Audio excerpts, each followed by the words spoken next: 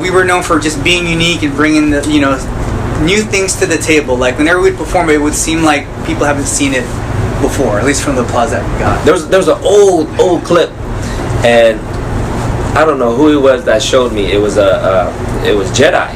It was Jedi, and when I saw it, I thought it was just amazing. These short Filipino dudes jumping in sequence. It was so in sync. I believe it was Ken, John, Jeff. They had short. That's yeah. And they had I think they had like poncho, kind of like this, but like really, windbreaker jackets. Yeah, but then they had beanies, like long ass beanies. So when they jumping, this thing was bouncing. It was dope. It was cool. It made me go buy one when I saw it. I was like, fuck, this is dope. Okay, so anyways, my impression of Mindtricks is Jedi. Like, to me, it was sacred. And when I was, when I'm able to dance with these guys, I felt like I have to keep that honor, keep that prestige.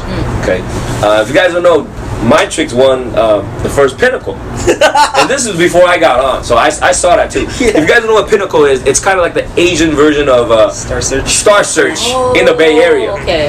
So Mindtricks, what are known for? It's the elite of the dance groups. Any dance competition, Mindtricks is near the top, or if not the top.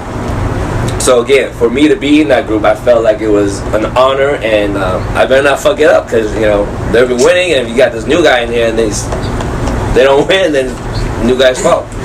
So just like a legacy. It's a legacy I have to keep up, and I felt like I didn't want to be one of those members that just go and don't contribute. So again, this is advice for anybody who wants to be a member of a group. Don't just be a member. Be a contributor, whether you help choreograph, doesn't matter. If you can't help choreograph, fucking help with bring food or something, I don't know. Help with the music. There you go. Yeah. Help with the music. And I think that's great, because every one of us found something that we could do to help. You know what I mean? Like Nice. Randy loves music, so obviously it's like, dude, awesome, man. He can make the mix and whatever. Again, I don't want to get away from, but Gary was the main choreographer. I mean, this dude, just amazing how he come up with stuff. And I don't know, maybe his experience, and he traveled with Stevie B. Yes. He probably learned how to teach, maybe, I don't know. But this dude, the way he taught, it made it simple for us to learn. And I don't think I felt like there was pressure. I don't know, maybe some other choreographers, maybe like LA's, like, hey, you better get it down, 5, 6, 7, 8. They count hella fast and intimidate you to try to learn the routine. But this dude was just real chill, supportive. So a lot like a friend, like a brother, and it made it a lot easier for all of us to learn. Nice. For me, definitely, Nice. So, so again, yeah, I guess the adjective would be like a legacy. Okay. Yeah. I always thought Mindtricks, in my eyes, was always more of like a combination of both, stage performers as well as freestyle artists. And that's one thing that I kind of respected prior to even coming into Jedi Mindtricks, was just the fact that when I first saw him being on the outside, I was just like, dude, these guys just don't perform on the stage. Dude, they wreck shop on the floor too. And there's not too many crews back then. Well, I won't say that, because there were a lot of crews prior or during that time, but as Mindtricks started progressing, it became more of just stage choreographers, stage dancers. While to me, Mindtricks kept on, trying to represent freestyle floor level as well. And to me, I've always, like that fact that it's not just we're not performing just for a stage. We're performing because we love to dance, and it shows by just going out, having a good time, and start repping on the floor against other people as well. And together with the music, again, thanks to Randy does a lot of it throughout the years, and until now, it's like that's another aspect of where I think Mindtricks really sets it apart from a lot of other crews. It's just that, without the music, what are you really doing out there? Yeah. Good segue to you. Hey, what I do? So from all my experience of dancing in groups and performing and watching. Okay, so this is from an outsider's point of view. Okay, watching a whole dance show, competition, showcase. Okay, you might run into a situation where you hear a group do a similar song. You might run into a situation where a group does a similar move. You might run into a situation where a dance group wears a similar clothes. Sometimes you just might, And so I was just trying to think of ways, how could we steer clear from that, so that way there will never be a chance we would have the same song. We would never have a chance of having the same moves. We wouldn't have a chance of wearing the same clothes. So luckily we got blessed with a lot of those opportunities, because at the time one of our members, Alexis Vergara, was rocking for Fox Gear, Fox Racing. And so that was our connection with Fox Gear. So we were always... Lex was a professional BMX racer. Still That's is. why That he was fool can able to ride. pick it up. And so we were always decked out with some crazy Fox gear, and so we always came out on stage clean. And I felt very blessed for that. With the music, I was always trying to keep my ear to the ground with what was new or what was really dope, or at least what moved me. And so I tried to always put that in our mixes. I always wanted to make sure our mix was like some next level stuff that this group isn't gonna have it, that group's not gonna have it, no one's gonna have this stuff. Check this out, this isn't even out yet. Nice. I was always trying to do that, and if you guys know me, on the outside, just as a homie, I'm always trying to, show you guys, like, check out this song I just found. I just found this song, this is the one. And I gotta show you the song I found, by the way. Oh my god, it's so dope. It is so dope. But so I was always trying to be on that next level thing, trying to do what everyone's not doing. And I started to see that trend years later.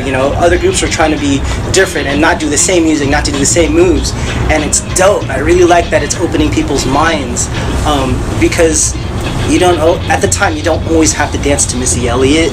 You didn't always have to dance to Busta Rhymes, even though those are dope artists. I love that, but seeing that through the whole night of watching a dance competition can be exhausting, right? So it's like trying to come up with something different, trying to come up with something fun and fresh, but still relatable at the same time, because you can come off totally opposite and be gothic, and people are just gonna be like, what the hell? Crazy. So we were trying to keep it relevant at the same time. That's why we were lucky this guy connected with Electric Boogaloos, because if it wasn't for him, our locking would have been like, it would have been bad. I mean, it was bad. So, thank God he got to learn from the originals and pass the knowledge down, because our popping was not as good as it should, you know what I mean? And that helped a lot. And thank God for that, because it opened a lot of our minds. It opened my mind to different styles of hip-hop. When I joined Culture Shock, that opened up my mind to other styles of hip-hop too, but like, to learn the original styles, have your foundation, because dude, to me, I comparing it to toys, if you have a whack foundation with your Legos and you're building some crazy stuff, it's just gonna fall apart. So if you gotta have a strong foundation, and then you could just make skyscrapers, you know what I'm saying? Because I've been watching toys and stuff. But yes, dancing is fun. Nice. I'm so proud. I hear you guys. There's so much love and so much pride, in your history. Where did the name come from?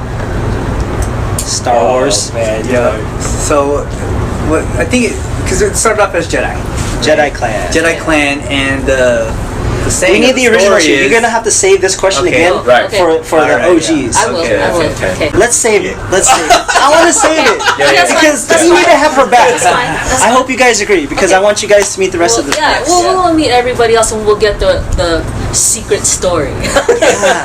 Okay, so another important thing. I mean, he's not here, but he's definitely still here. How did G become a part of your lives? Okay. You want to take it? Should I? You should. Okay. Jughead Tribe. It was towards the ending of Jughead Tribe. Gary and his cousin Rodney were the duo. They were the dynamic duo. They're kind of like what me and Ron were together as later in Mindtricks. They would always do sick ass routines. They always had dope combos together and flips, like flip tricks. Like, man, they were like no other like combo I've ever seen before. I remember one time right before he left to be on tour, it was either with Stevie B or Jaya, but I got them all to come to my house after Hank Lopez practice. I bribed them all because Street Fighter just came out on Nintendo, and I got it. And everybody all came over because you were either going to spend $50 at the laundromat on some real Street Fighter or go to the house and play for free. So they all came over to the house real quick, and so that's when I got to learn some of my first routines from Gary, and I'll never forget the counts that I learned. Oh my God, it was so sick! And just to kind of like pick his brain on like what his mind state was like when he's making these routines and doing these moves, but from that moment on, I knew that like he was on some other stuff, and we needed to stay in contact. And what was pretty sad was after that day, I didn't see him for years, because he left to be on the road. And he lived in LA for a time, and he was on the road for a time, and then back in LA at a time, and then all of a sudden, fast forwarding, I'm dancing in phase 2 with Ron and Alexis and Bryan, and we're doing a show at De Anza College. And one of the things that we were doing is we were dancing kind of backup for this group called Afro Rican, and they had this song called "Give It All You Got."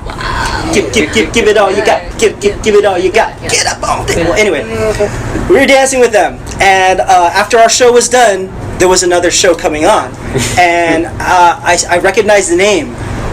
And because I remember hearing it from back in the day, and it was this guy named Roddy Reddick in City Slam. There you go, City Slam. And I was like, I kind of remember this.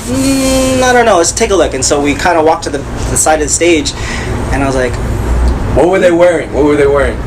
Okay, comparing, it was like, sorry, Ronnie. It was like figure skating. I'm sorry.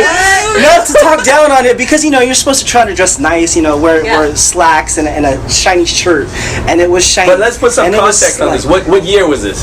This is like 96, 97-ish, something like that. I can't remember exactly when, but I saw Gary and I was like, oh fuck, that's Gary! No.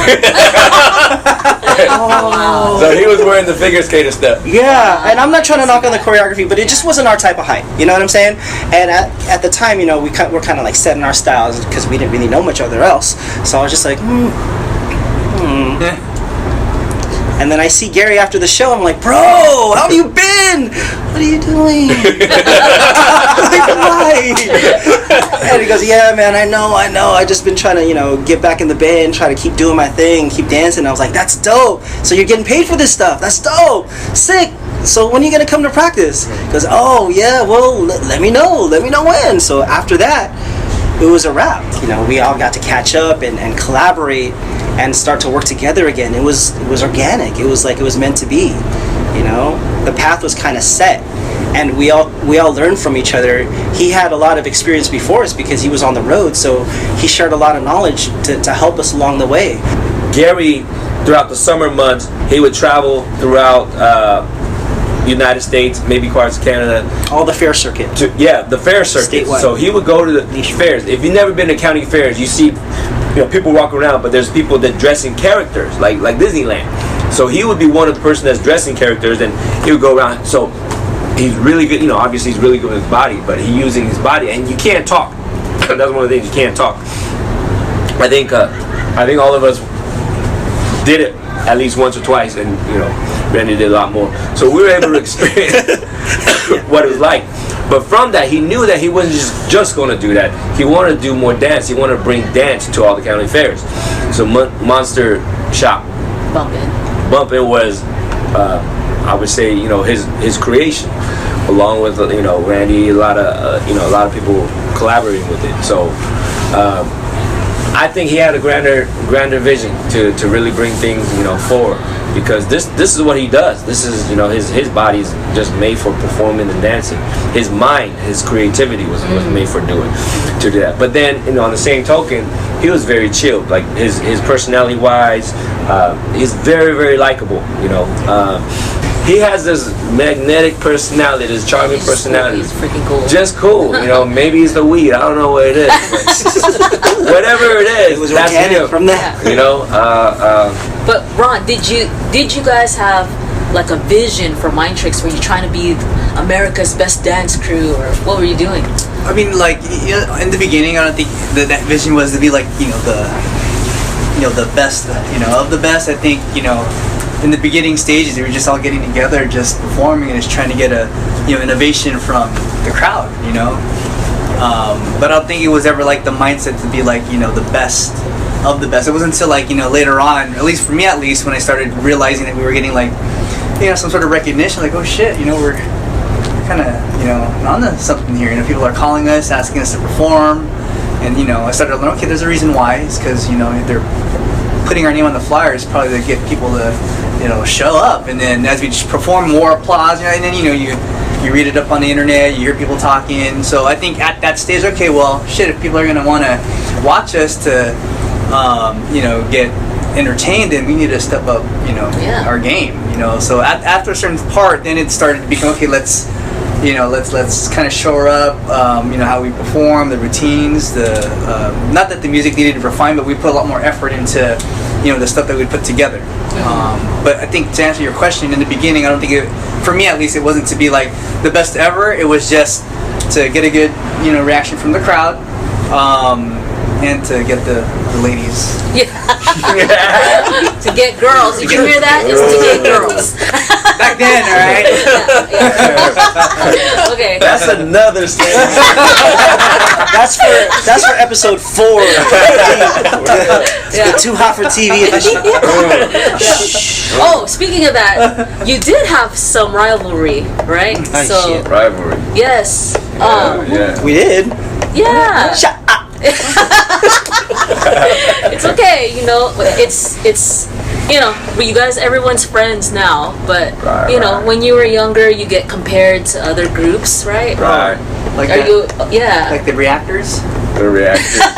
Yeah. Reactors. Yeah. The chain reactors? Yeah. Does anyone want to talk about that? Sure. Okay. So let me set the foundation. Let me set the basic. We gotta remember, this culture did not come from a fun-loving culture. It was this hip hop culture is pretty raw. Back then there's a term called biting, right? You never bite, which means plagiarize in a sense. You never take someone else's moves and claim it as your own. And a lot of times, you might see that. We might see that, and then people might say, "Oh man, this team is biting this team, this and that." But being that Bay Area is such a small community and stuff, every time you go to do dance shows and competitions and stuff, you're gonna run into different groups. And again, when you do these shows and stuff, young kids, old kids, whatever, everybody should be inspired to say, "Hey, that's cool. I want to do that. Let me call my homies and let's see if we can do something better." Or just as they were inspired, maybe they can inspire some other people. So I think the knowledge back then, we were under this no biting thing and rivalry and things like that. We could call it that. And I think if we use that perspective, that's kind of good, because iron sharpens iron, right? Because it makes you strive to be better. So as far as like animosity and things like that, I'm gonna turn it over to Ron.